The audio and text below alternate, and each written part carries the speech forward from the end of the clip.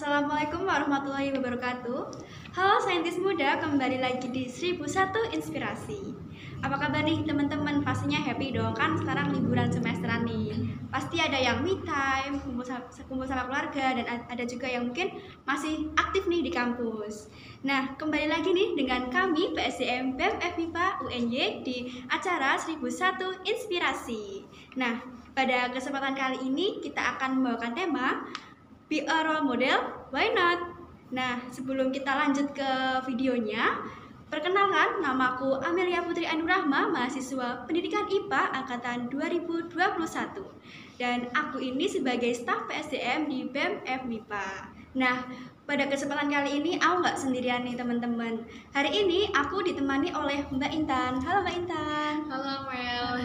Apa kabar Mbak Intan? Alhamdulillah baik. Oke, mungkin Mbak Intan boleh perkenalan dulu nih. Perkenalkan, nama aku Intan Fadlina Purnamasari, bisa dipanggil Intan, dari jurusan Pendidikan Matematika. Oke, sebelumnya aku ngucapin selamat ya Mbak atas terpilihnya Mbak sebagai top 3 di Duta Kampus UNY 2022. Keren banget nih Kak. Alhamdulillah, terima kasih ya Mel. Oke, nih perasaannya gimana nih Mbak? Udah kepilih jadi Duta Kampus top 3 lagi?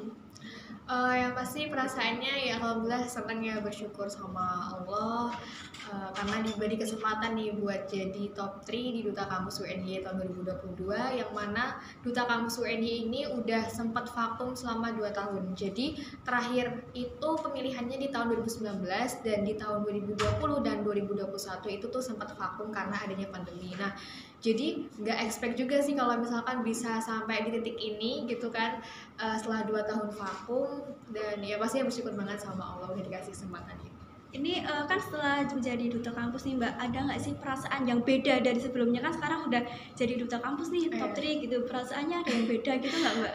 Oke, jadi mungkin kalau misalkan teman-teman ya mendengar kata duta gitu, pasti kan pikiran yang terlintas di benak teman-teman itu kan pasti ini pasti cerminan dari kampus gitu ya, duta kampus ya, cerminan dari kampus, role modelnya kampus.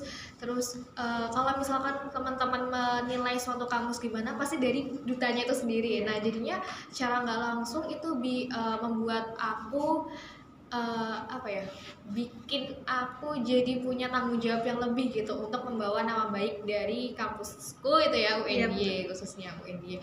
Nah, jadinya secara nggak langsung apapun yang aku lakukan, apapun gerak-gerikku, baik itu di real life maupun di sosmed, itu pasti akan harus bisa aku pertanggungjawabkan karena aku udah ngemban, udah punya title nih sebagai duta kampus. Jadi perasaannya beda gitu ya, pastinya harus lebih menjaga sikap juga karena aku membawa entitas dari kampus UNY.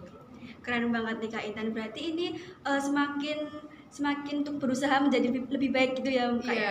Iya, seperti itu. Oke, nah kan sebelumnya Mbak Intan ini kan vakum ya, terus vakum dari Duta Kampus yang dulu-dulu yang 2 tahun. Nah, ini motivasi Mbak Intan buat ikut lagi, kenapa? Kan vakum nih, biasanya kalau orang-orang kalau vakum udah males gitu kan. Nah, ini kan udah kembali lagi. Nah, motivasi Mbak Intan buat ikut Duta Kampus ini apa nih? Oke, jadi dunia perdutaan itu sama sekali hal yang baru buat aku gitu ya. Jadinya mungkin di semester-semester sebelumnya, di tahun-tahun sebelumnya itu aku lebih fokus ke organisasi, terus juga fokusnya ke UKM, mengasah hobi aku, terus juga mungkin kuliah gitu ya. Terus kalau dunia duta ini adalah dunia yang belum pernah aku jelajahi gitu kalau istilahnya. Jadinya buat masuk ke sana tuh kayak aku pengen deh nyoba gitu. Mungkin dari perasaan kepoku itu gimana sih dunia duta itu seperti apa aja yang ada di sana di dalamnya. Jadinya mulai dari perasaan kepo itu jadi pengen ikutan kayak gitu. Jadi lebih ke perasaan aku pengen buat mencoba hal-hal yang baru yang belum pernah aku coba sebelumnya. Oke, jadi Mbak Intan ini dulu sempat ikut organisasi juga ya Mbak? Yeah. Keren banget. Itu boleh nggak nih Kak, kita tahu nih tips dari Mbak Intan ini gimana udah jadi duta kampus tapi tetap produktif juga di kampus sebelumnya gitu loh. Yang pasti mungkin teman-teman pasti udah bisa lah ya memilih organisasi yang menurut teman-teman itu pas di diri teman-teman. Jadinya kalau aku dulu tuh ikut hima jurusan dan ngambil di bidang penalaran. Nah, jadi itu berbekal dari aku tuh juga kepo juga gitu, karena dulu di SMA organisasi yang aku ikutin tuh semuanya ada di kampus ini udah ada, cuma di bidang pendidikan sama penalaran tuh belum ada. Nah maka dari itu berbekal dari keingintahuanku juga nih, gimana sih dunia pendidikan dan penalaran di khususnya di jurusanku gimana, jadinya pengen nyoba di di divisi itu, di bidang itu. Nah akhirnya masuk sana. Terus habis itu yang lainnya juga aku ikut UKM di bidang teknik suara, jadinya itu juga berbekal dari hobi aku juga nyanyi, jadinya pengen nyoba di sana juga. Nah terus tipsnya ya mungkin kalau misalkan gimana kok bisa organisasi jalan, ini juga jalan, yang pastinya juga itu time management ya, itu pasti hal yang harus dipunya sama teman-teman, gimana teman-teman bisa memprioritaskan mana yang harus diprioritaskan terlebih dahulu, entah itu kuliah, organisasi, UKM, terus mungkin keluarga gitu ya, teman-teman dan lain sebagainya, itu harus punya porsi yang pas. Dan itu pasti teman-teman udah punya caranya masing-masing kayak gitu, mana yang harus diprioritasin, mana yang harus didahuluin, mana yang harus mempunyai porsi yang lebih gitu ya. Dan pastinya mau punya banyak organisasi apapun, yang pasti kita harus ingat kalau kita ini kan berkuliah ya, jadi yang nomor satu ya pasti kuliah dulu, baru yang lainnya nanti bisa mengikuti sesuai dengan schedule kuliah. Keren banget nih tips dari Mbak Intan nih, bisa diterapin nih teman-teman terkait tentang manajemen waktu, karena kebanyakan teman-teman nih kayak ayo ikut ini, nggak mau, aku takut keganggu kuliah, padahal ya seharusnya bisa ya Kak, dari kita sendiri. Nah terus Mbak Intan juga suka mencoba hal baru seperti itu ya Kak, dari mulai dari memilih bidang penalaran yang sebelumnya belum pernah Mbak alami, terus juga ikut duta kampus seperti itu. Nah ini kan output yang Mbak pengen tuh apa sih dari ikut duta kampus ini gitu? Oke. Ya pasti karena berbekal dari rasa keingintahuan, jadinya pengen setelah ikut tuh pengen rasa keingintahuanku tuh pengen terbayar gitu loh, pengen terbalas dengan ikut duta kampus ini. Nah jadi outputnya adalah ketika aku mengikuti suatu kegiatan, aku pengen rasa keingintahuanku tuh terbalas dengan aku ikut kegiatan tersebut kayak gitu. Dan alhamdulillahnya udah terbayarkan juga ya rasa keingintahuanku. Dan akhirnya jadi tahu, oh ternyata dunia duta tuh seperti ini.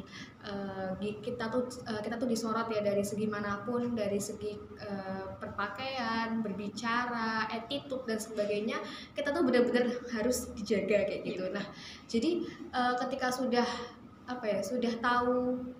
tahu nih isi dalam duta seperti apa, jadinya oh ini toh rasa keingintahuanku tuh ternyata udah terbayar setelah aku ngikutin kegiatan ini gitu. Jadinya ya outputnya yang aku pengen ya sebenarnya apa sih yang bisa aku dapetin ketika aku kepo dengan suatu hal kayak gitu, dan sudah terbayar semua ketika aku ikut. Oke, kan tadi juga Mbak Intan sempat menyinggung kalau menjadi duta kampus itu tersorat dari mana saja. Yeah. Nah ini kan otomatis nih Mbak Intan ini sebagai kayak wah Mbak Intan ini menjadi teladan nih buat kita. Nah selama ini yang udah Mbak Intan lakuin itu apa untuk menjadi teladan buat teman-teman nih terutama?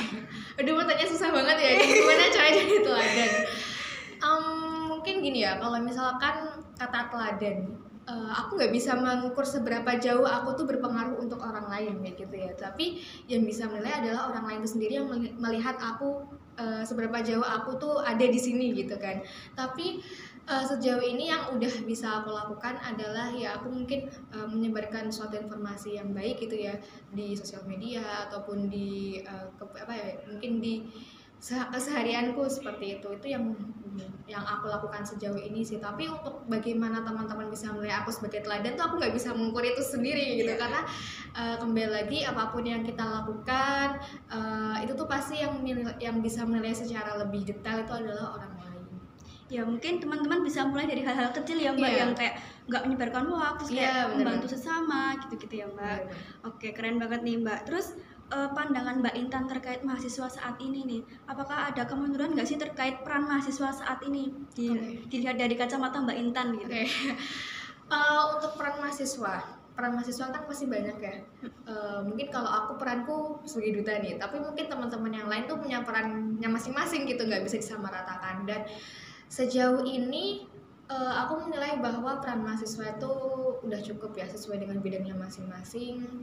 Kalau misalkan kita persempit aja lingkupnya ya, kita persempit aja di UNY, pasti teman-teman di sini kan punya ada yang mungkin tergabung di organisasi yang bergerak di bidang eksekutif ya seperti BEM, lalu juga ada DPM, ada HIMA, ada UKM-UKM lain. Dan menurut aku semua mahasiswa di sini punya perannya masing-masing. Dan sejauh ini selama 3 tahun aku berkuliah di UNY itu menurut aku mereka bisa bersinergi bersama satu sama lain dan mereka punya peran masing-masing. Dan kalau misalkan adakah kemunduran atau enggak, mungkin aku tidak bisa menilai ya kalau misalkan untuk keseluruhan, karena masing-masing kan punya perannya masing-masing nih gitu. Jadinya kalau misalkan aku menilai untuk UKM ku, mungkin aku bisa menilai apakah ada kemunduran atau enggak. Tapi kalau untuk yang lain, aku rasa teman-teman di sini semuanya ya Sivitas Akademika di UNY pasti udah menjalankan perannya masing-masing dengan baik. Nah, kalau Mbak Intan sendiri nih terkait peran tadi mahasiswa, nah berarti peran mahasiswa ini sangat penting ya Mbak buat kehidupan. Iya benar. Apalagi kan sekarang banyak kayak kasus-kasus tentang di universitas gitu loh Mbak. Jadi mahasiswa itu lumayan penting ya Mbak. Terus bisa bagi tips nggak nih buat kita mahasiswa biar kita tuh pintar nih buat milah-milah informasi terkait isu-isu yang ada di kampus selebihnya gitu Mbak. Oke. Yang pasti kalau misalkan untuk masalah isu-isu tuh kita harus peka ya, harus peka terhadap isu-isu yang ada di kampus nih terutama. Tapi jangan terus mentah-mentah kita terima kayak gitu. Kita harus cari tahu dulu, kita harus cross check ini bener nggak sih informasi seperti ini. Pasti kan banyak ya di universitas misalkan ada suatu kasus apa itu langsung booming gimana ya. Nah kita tuh jangan kita sebagai mahasiswa ya yang sebagai punya peran agent of change itu jangan langsung menerima mentah-mentah dan langsung menyebarkan informasi yang belum diketahui kebenarannya. Nah kita harus cari tahu dulu ini bener nggak sih informasi seperti ini. Kita harus tanya dulu ke pihak yang benar-benar tahu tentang informasi tersebut gitu. Jangan sampai kita aja belum memahami nih suatu isu tapi kita langsung menyebarkannya ke orang lain yang sama-sama awam nih. Nah itu tuh sangat-sangat tidak dianjurkan. Jadi lebih baik kita cari tahu dulu kebenarannya seperti apa baru kita bisa menyebarkannya. Oke, mantep banget Indah. Ngomong-ngomong tentang mahasiswa sebagai agent of change, nah ini Mbak Intan ada nggak sih tips juga untuk menumbuhkan sadar buat kita mahasiswa ini bahwa kita tuh juga berperan sebagai agent of change gitu Mbak? Agent of change ya, ini kan agen perubahan gitu ya. Kita kan sebagai agen perubahan, tipsnya untuk bisa menjadi agent of change adalah kita kenali dulu diri kita sendiri kayak gitu. Apa sih yang kita bisa sumbangsihkan kepada masyarakat, kepada universitas, kepada lingkungan sekitar. Nah sebenarnya untuk agent perubahan itu kan kembali lagi ke diri kita tuh bisanya apa, berdampaknya seperti apa. Nah berdampaklah sesuai dengan apa yang kita bisa seperti itu. Jangan memaksakan untuk berdampak ke sesuatu hal yang mungkin kita tuh nggak bisa untuk melakukan hal tersebut kayak gitu. Misalkan nih aku anak pendidikan tapi aku disuruh berdampak untuk bisa ngobatin orang yang sakit, kan itu nggak bisa tuh. Nah jadinya apa yang bisa aku sumbangsihkan adalah aku bisa melakukan ilmuku selama aku berkuliah di tentang pendidikan matematika ya, mungkin nanti untuk mengajarin teman-teman yang mungkin kurang beruntung kayak gitu. Nah itu jadi kita kembali lagi apa yang kita bisa. Nah yang kita bisa itu yang kita bisa sumbangsihkan untuk teman-teman sekitar. Oke, jadi mulai dari kita juga ya Mbak? Iya, dari kita juga. Jadi kunci utamanya adalah kita harus mengenali diri kita terlebih dahulu. Oke, benar banget nih teman-teman, kita harus mengenali diri kita biar kita juga bisa bantu nih orang lain. Kalau kita nggak kenal diri kita ya nanti bingung sendiri ya Mbak ya. Oke, nah ini keren banget, dari tadi kita udah dengerin dari Mbak Intan tentang tips-tips banyak banget, mulai dari agent of change, terus juga membagi waktu dan masih banyak lainnya. Nah mungkin Mbak Intan ada closing statement nih buat teman-teman FMIPA terutama biar kita lebih semangat untuk menjadi mahasiswa yang berprestasi, agent of change dan yang lain. Oke teman-teman, jadi mungkin closing statement dari aku, jadilah diri kita sendiri gitu ya. Jadi jadilah diri kita sendiri, kenali diri kita terlebih dahulu, apa yang bisa kita berikan kepada masyarakat, kepada orang sekitar, kepada universitas sebagai alma mater kita. Yang paling penting adalah kita bisa mengenali diri kita terlebih dahulu. Jadilah diri sendiri dan berdampaklah untuk orang lain berdasarkan apa yang kita sukai dan apa yang kita bisa. Mungkin itu aja sih Amel dari aku. Oke, keren banget nih dari Mbak Intan. Terima kasih banget nih udah menjadi narasumber di 1001 Inspirasi kita. Ini sangat menginspirasi dan semoga teman-teman ini bermanfaat ya atas tips dan informasi-informasinya dari Mbak Intan. Nah, teman-teman juga jangan lupa nih nonton video 1001 Inspirasi lainnya di YouTube BEM FMIPA UNY, dan kami pamit undur diri. Assalamualaikum warahmatullahi wabarakatuh.